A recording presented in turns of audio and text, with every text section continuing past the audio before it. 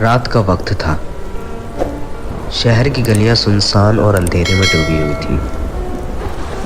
सड़कों पर इक्का दुक्का ही गाड़ियां दिख रही थी। राजेश, जो ऑफिस से बहुत देर से निकला था, जल्दी से घर पहुंचना चाहता था। बारिश भी शुरू हो चुकी थी और उसके पास कोई साधन नहीं था। तभी एक पुरानी सी पीली टैक्सी उसके सामने आकर रुकी। राजेश ने टैक्सी की ओर देखा। टैक्सी के अंदर की बत्ती मध्यम जल रही थी, जिससे ड्राइवर का चेहरा साफ नहीं दिख रहा था।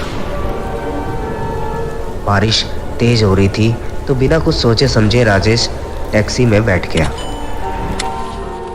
कहाँ जाना है?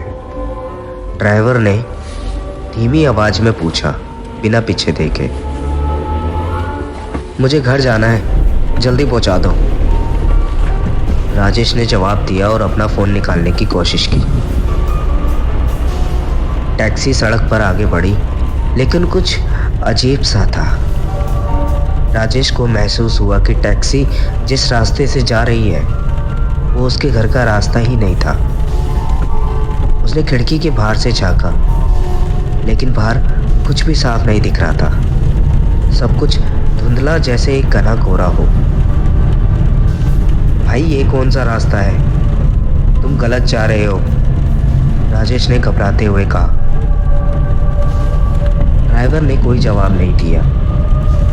टैक्सी अब एक सुनसान रास्ते पर जा रही थी, जहां दूर दूर तक कोई गाड़ी या इंसान नहीं था। राजेश का दिल तेजी से धड़कने लगा। उसने फिर से ड्राइवर से कहा, रुको, मैं यहाँ नहीं जाना चाहता, तुम सुन रहे हो? ड्राइवर ने धीरे से कहा, चुप रहो, मैं वहां ले जा रहा हूँ जहां तुमसे मिलने वाले इंतजार कर रहे हैं। राजेश की सांसें रुकने लगी। क्या मतलब है तुम्हारा?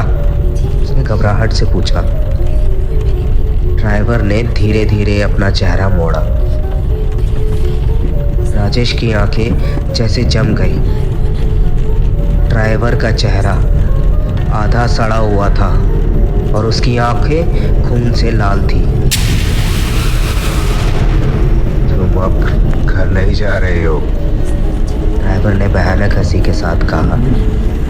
तुम्हारी मंजिल अब यहाँ खत्म होती है। राजेश ने तेजी से दरवाजे खोलने की कोशिश की, लेकिन टैक्सी के दरवाजे बंद हो चुके, जैसे उन्हें लॉक कर दिया गया हो। उसने खिड़की से कूदने की सोची, लेकिन बाहर की दुनिया एक अजीब अंधेरे में डूबी थी। मुझे जाने दो, राजेश चिल्लाया, लेकिन उसकी आवाज जैसे टैक्सी के अंदर ही दब गई। अचानक टैक्सी रुक गई। राजेश ने चारों ओर देखा। ये जगह बिल्कुल सुनसान और डरावनी थी। कोई इंसान, कोई गाड़ी नहीं, सिर्फ गहरी खामोशी। ड्राइवर ने बिना कुछ कहे टैक्सी से उतरकर धीरे धीरे चलना शुरू किया।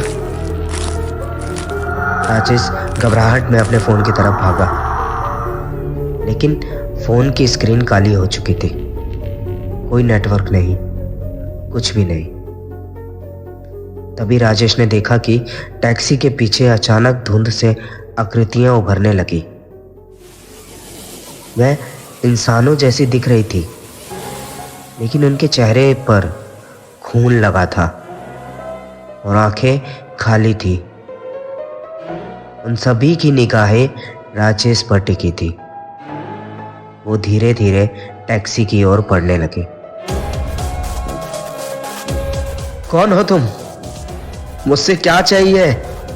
राजेश ने चीखते हुए पूछा।